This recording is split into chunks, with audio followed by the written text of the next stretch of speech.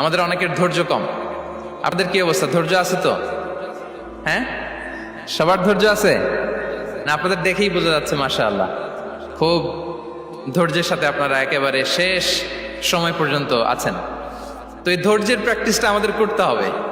আমরা যেন অস্থির না হয়ে যাই, আমরা যেন আতঙ্কিত না হই, আমরা যেন প্রশান্ত থাকি, আমরা যেন ধৈর্যের প্র্যাকটিস করি। বিশেষ করে আমাদের সন্তানদের এটা শেখাতে হবে, কারণ ধৈর্য এটা এমন একটা গাছ যে গাছে সারা গায়ে কাটা কিন্তু এর ফলটা বড় মিষ্টি।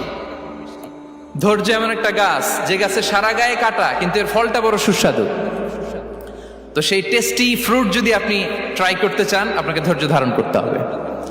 তাহলে হাদিসের আলোকে আমরা জানলাম রিজিকের সবচাইতে প্রশস্ত স্তর হচ্ছে ধৈর্য। রিজিকের সবচাইতে কল্যাণকর স্তর হচ্ছে হিকমা। আল্লাহ তাআলা বলছেন ইউতিল হিকমাতা মান ইয়াশা ওয়া মান ইউতাল হিকমাতা ফাকাদ উতিয়া খায়রান কাসীরা। আল্লাহ যাকে চান তাকে এই হিকমা দেন, আর যাকে আল্লাহ তাআলা হিকমা দেন তাকে প্রভূত কল্যাণ দান করেন।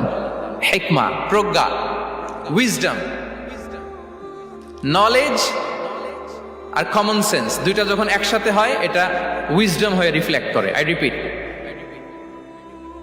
জ্ঞান এবং আকল, নলেজ আর কমন সেন্স দুইটা যখন একসাথে হয় ওটা হয়ে যায় উইজডম বা প্রজ্ঞা।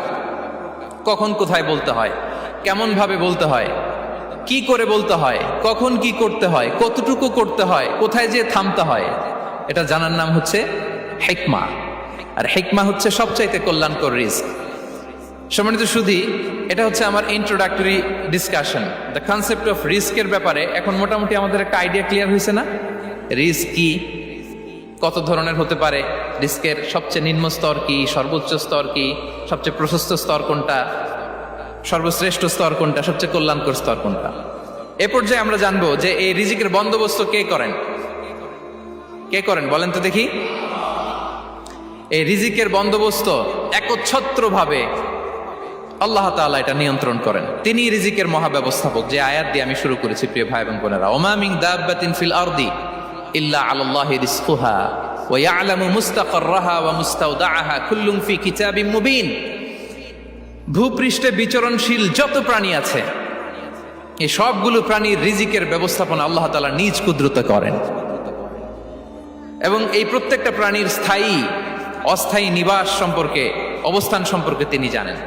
এখানে যদিও ফিল আরদি বলা হয়েছে, বস্তুত জলে, স্থলে, বায়ুমণ্ডলে যত লিভিং ক্রিয়েচার আছে সব লিভিং ক্রিয়েচারের রিজিকের বন্দোবস্ত করেন কে? এজন্য তিনি হচ্ছেন রাজ্জাক।